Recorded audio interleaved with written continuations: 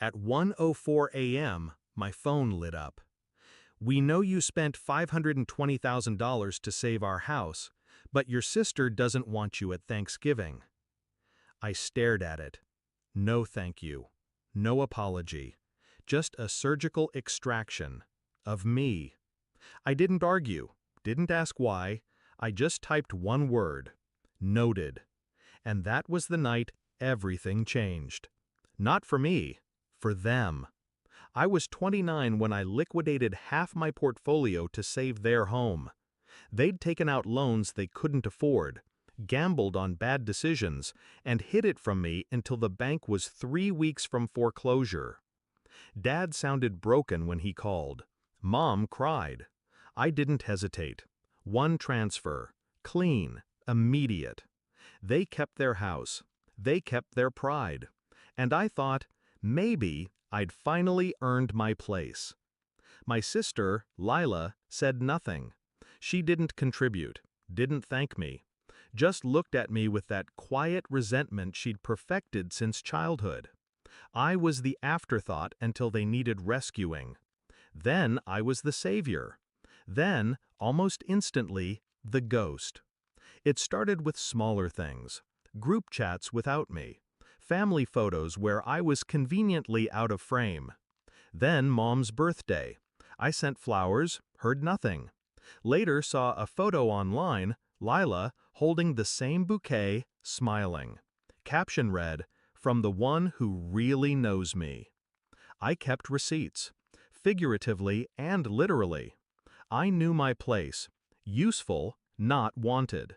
So I played the role, silent, watching, until that text at 1 a.m. became the invitation I never knew I needed.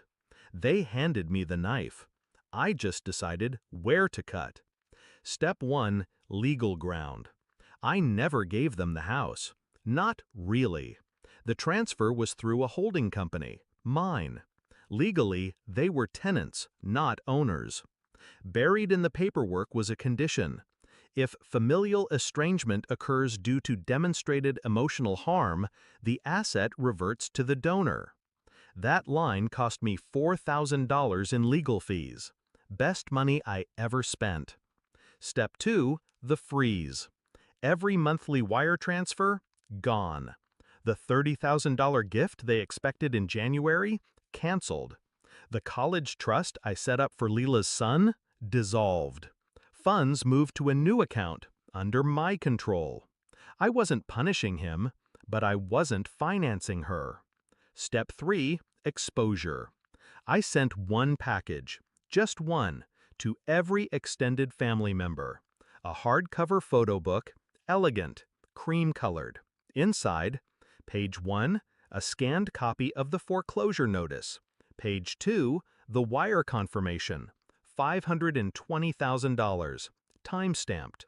Page 3, that 1 a.m. text. The final page? I never needed a seat at the table. I just needed to know whose house I was sitting in. Lila posted on Facebook 2 days later. Some people are so desperate for attention, they'll destroy their own family. Under it, hundreds of comments. Only one mattered. My aunt. You mean the brother who saved your parents' home? Sit down, Lila. The fallout was nuclear.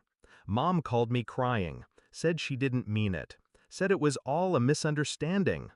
I asked her to repeat the text, word for word. She couldn't. Then Dad tried, told me this wasn't the way to handle it. I told him, calmly, you raised me to be responsible. This is responsibility. Actions, consequences. He hung up. Thanksgiving came. They held it without me, in my house. I didn't stop them, but I did one thing. I sent the local food bank a catered meal in their name. Full spread, enough to feed 200. Then I posted it. Grateful to turn something sour into something warm. Happy Thanksgiving.